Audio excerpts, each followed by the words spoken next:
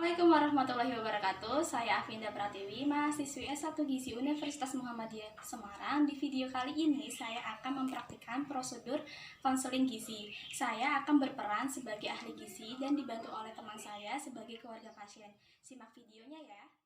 Permisi, silakan masuk. Silakan duduk, Mbak. Saya Dina, Bu, bibi dari pasien TG. Baik, Mbak. Saya Afinda, ahli gizi di rumah sakit ini. Kemarin kita sudah janjian ya, Mbak, akan melakukan konseling gizi hari ini. Iya, Bu. Kita langsung mulai saja ya, Mbak. Di konseling gizi hari ini untuk meningkatkan pengetahuan terkait gizi kepada keluarga pasien agar dapat menerapkan dalam keseharian. Untuk prosedur konseling gizi hari ini kita tanya jawab saja ya, Mbak. Nanti saya akan menjelaskan terkait kebutuhan gizi pasien TG. Apabila nanti ada yang ingin ditanyakan, langsung ditanyakan ke saya ya, Mbak. Iya, Bu. Dari hasil pengukuran berat badan pasien TG itu 16 kg, Mbak. Tinggi badannya 125 cm, sedangkan berat badan idealnya 22 kg. Itu berselisih jauh ya, Mbak. Kalau di rumah, pasien TG makannya apa ya, Mbak? Biasanya makan nasi 5-6 sendok, campur sayur bening, tahu, dan telur dadar. Sehari makannya berapa kali, Mbak? 2 kali sampai 3 kali sehari. Apa ada cemilan atau snack yang dimakan pasien TG, Mbak? Ada sih, Bu, snack wafer kemasan itu sih. Kalau makan wafer habisnya berapa banyak, Mbak? Biasanya 2 bungkus sedang kecil itu sih, Bu.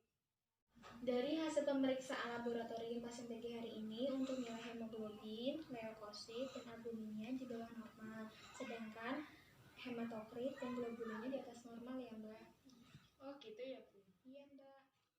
Iya, Mbak, ini mempengaruhi penyakit pasien TB. Untuk meningkatkan nilai kadarnya abnormal dengan cara memperhatikan asupan makan pasien TB. Asupan makan memengaruhi nilai laboratorium ya, Bu? Iya, Mbak. Kandungan zat gizi yang ada di dalam makanan yang dikonsumsi oleh pasien TB akan membantu meningkatkan kadar normalnya.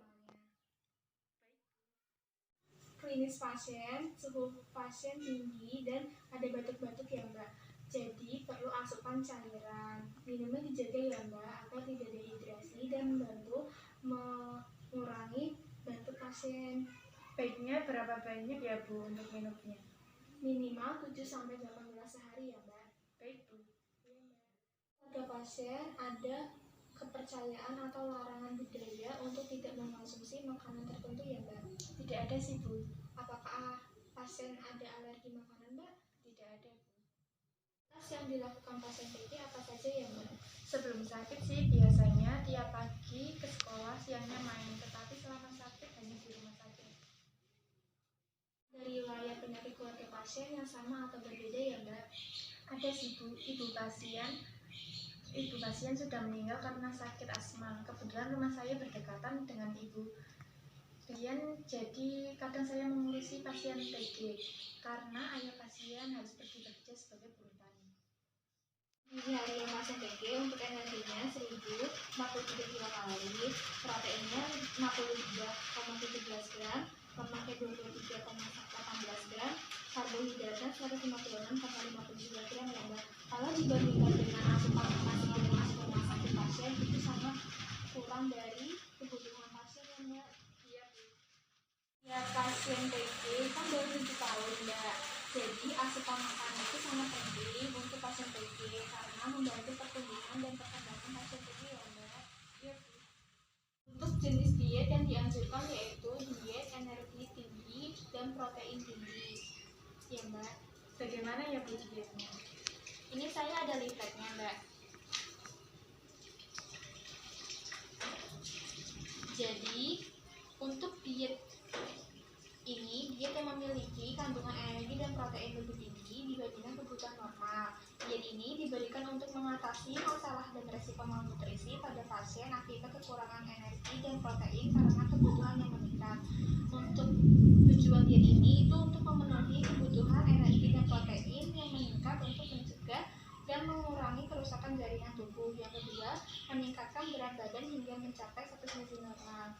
Dan di sini ada makanan yang dianjurkan. Contoh sumber karbohidrat itu bisa dari nasi nasi, roti, makaroni, singkong, ubi, kentang, dan jagung. Sedangkan protein hewani bisa dari daging ayam, sapi, ikan, telur, susu, keju, dan es krim. Untuk protein nabatinya, tahu, tempe, dan kacang merah, sayuran berbagai macam sayuran, dan berbagai macam buah-buahan. Di sebaliknya, Mbak, ini ada makanan yang tidak dianjurkan. Makanan yang dimasak dengan banyak minyak atau kelapa atau santan kental. Yang kedua, berbumbu tajam seperti cabai, merah, cuka, dan MSG. Dan di sini ada contoh menu hariannya ya, Mbak.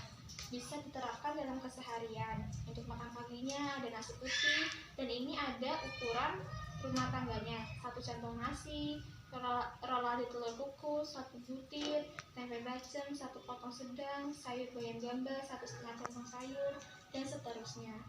Untuk jam makannya harus tepat waktu ya, Mbak. Untuk makan pagi bisa dimulai dari jam 7 sampai jam 9 pagi, selingan pagi dari jam 10 sampai jam 11, makan siang dari jam 12 sampai jam 1, kemudian selingan siang dari jam 3 sampai jam 4 sore, makan malam dari jam 5 sampai jam 7 malam. Karena pasien ada keluhan batuk-batuk, jadi makannya harus yang berkuah ya, Mbak, jangan yang berminyak atau yang banyak yang digoreng-goreng untuk mengurangi batuk pasien.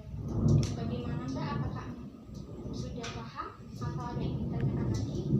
Kan ayah pasien TG kerjanya sebagai buruh tani, untuk membeli lauk hewani seperti daging, ikan, susu kurang mampu. Gimana ya, Bu? Untuk lauk hewaninya bisa diganti, Mbak, dengan telur, ikan lele, susunya bisa diganti dengan susu kedelai seperti itu. Selain memiliki harga yang ekonomis dan terjangkau, juga memiliki kandungan. Ada yang ingin ditanyakan lagi, Mbak?